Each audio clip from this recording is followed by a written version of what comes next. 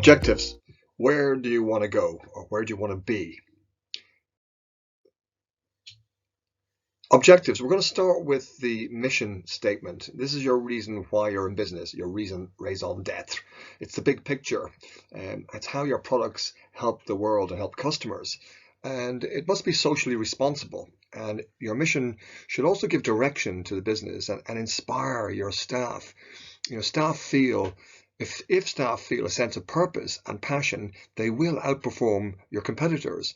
That piece of research that was done in that book, Firms of Endearment, showed that firms of endearment, firms with passion and purpose, outperform America's best companies, the S&P 500. They outperform them by 800%. So purpose and passion is really important, and it should be in your mission statement. Remember, if you don't stand for something, you're dead. It's just a question of when. So mission statement, really important. As is the vision statement. Although the vision is not as selfless as the mission statement, the vision is more selfish. It's about how great you are, how big you'll be in a few years' time. Your vision statement is essentially the headline you'd like to see on the front page of the Financial Times in 5 years' time.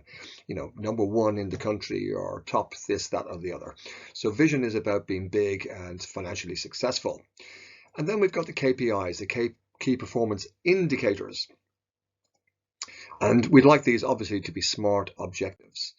And we can put these into what I call the KPI pyramid, which actually shows, you can see that from sales down to cost per order, down to number of visitors, you've got sort of the C-suite metrics, ROI, sales and market share, down to the more marketing management level, and then the operational level objectives. And what we can do is turn this pyramid on its head. And you'll see there, visitors coming in and costs per order or sales. And in fact, you're probably used to seeing this as a sales funnel, which looks something like this. So you've got your visitors coming in, some of them become leads, and some of them become hot leads or hot prospects, and some of them convert to customers. So we can add, if we know the conversion rates of each type or category of visitor as they move down through the funnel, we can then calculate, if we know what the average sales value is, how many customers we'll need per month, how many we'll need per year, how many we'll need of hot prospects and basic prospects and even visitors. So by having these very specific KPIs, it helps us to control the business and see any problems that are coming down the road. And we take these KPIs and we drop into Q1, Q2, Q3, Q4, and in some detail. And you can see here we've got what we call marketing objectives, which are action-based. Then we've got more comms objectives, which are more mental-based, like awareness levels and preference levels.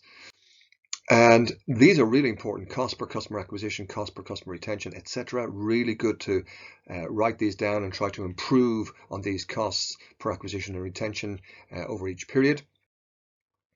And you'll see then, to summarize this, that we use the KPI objectives that are measured.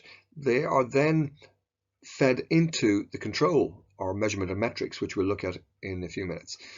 And these metrics, or your performance, is then fed into the next situation analysis. And so whether it's a year plan, a 12-month plan, or a 90-day plan, or a 1-month plan, this review part of the objectives is fed into the next situation analysis, which makes SOSTAC planning an agile planning platform. There you have it. The objectives section.